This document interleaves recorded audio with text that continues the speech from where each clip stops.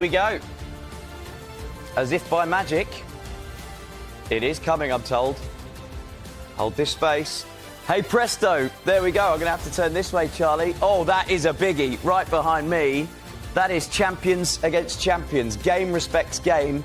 On, I think that's to be the Friday night kickoff. Arsenal, the Premier League champions, against the Championship winners Coventry. Hull against Manchester United. Welcome to the Premier League for Hull City. First season in the top flight for 10 years. And I'm quickly scanning because I want to find the other promoted team. It's Ipswich up against a team that were in the same boat as them last season in Sunderland. And Sunderland had that brilliant season. What catches your eye first here?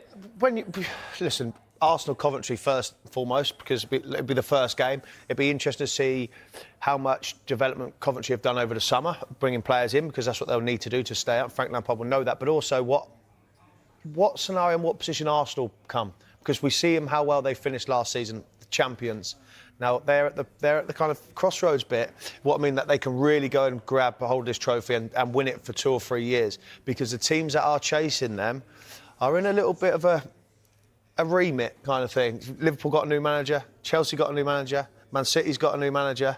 So I feel like it's Arsenal's the ones that could got both hands on the trophy, and they can keep hold of it for as long as I guess they want to. You're really whetting my appetite. So just to let you know that they have nudged back the start of the Premier League season. That's no surprise because of the World Cup. You give the players a little bit of additional time.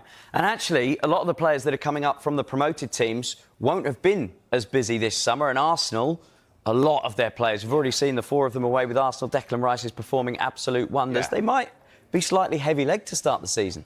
And there would be no surprise to that, really. You think of all the players that have gone to the World Cup, and there's so much demand on that at the moment because it's the World Cup, of course. But ultimately, them players will know that when they come back to club football, as Arsenal players, they will know after winning the Premier League this season, they'll want to do that again and again and again as much as they can.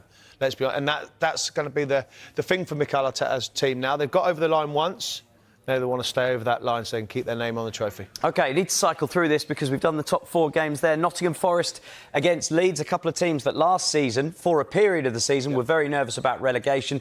They'll be hoping to climb up the table, obviously, this season. Tottenham Hotspur were the worst of the teams that stayed in the Premier League, starting off with an away London derby against Brentford.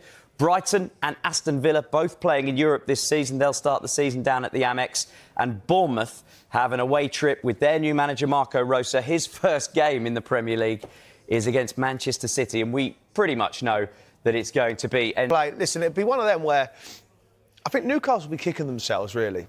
Because why is it always us? Why is it always our team that's getting players taken for us? So I feel like they may need to keep a bit more in-house, but that's always an exciting fixture, Newcastle versus Liverpool. Certainly is, and we have booked it in for the very first Super Sunday of the season, 4:30 kickoff at St James's Park. You can see the Sky selections on the screen behind us. So the Friday night kickoff is the champions against champions, Arsenal against Coventry. Brighton against Aston Villa is the Sunday 2 o'clock kickoff.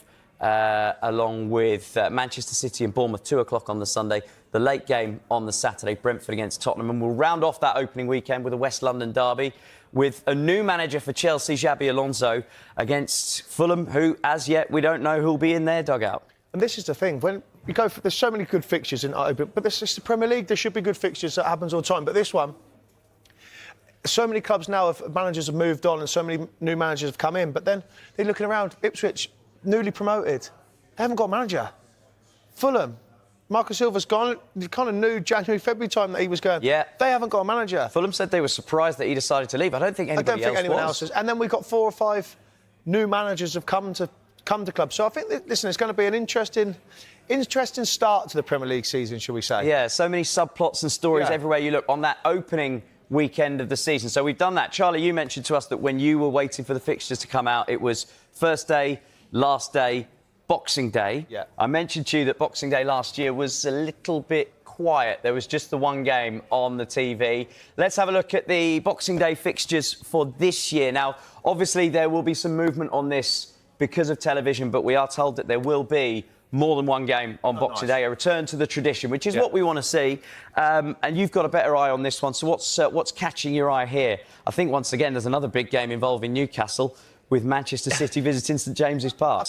I think so, and that, you know where that goes. But that's your big games at Christmas, exciting times. It's the year round, but when it comes to the Christmas period, that's when you know it's getting spicy. Then you look at it, even with Arsenal going to Crystal Palace, it's going to be that'll be a good fixture there. You just don't really, and you look at it, you got Man United and Nottingham Forest, especially if you don't know what Manchester United are going to do this year under Michael Carrick.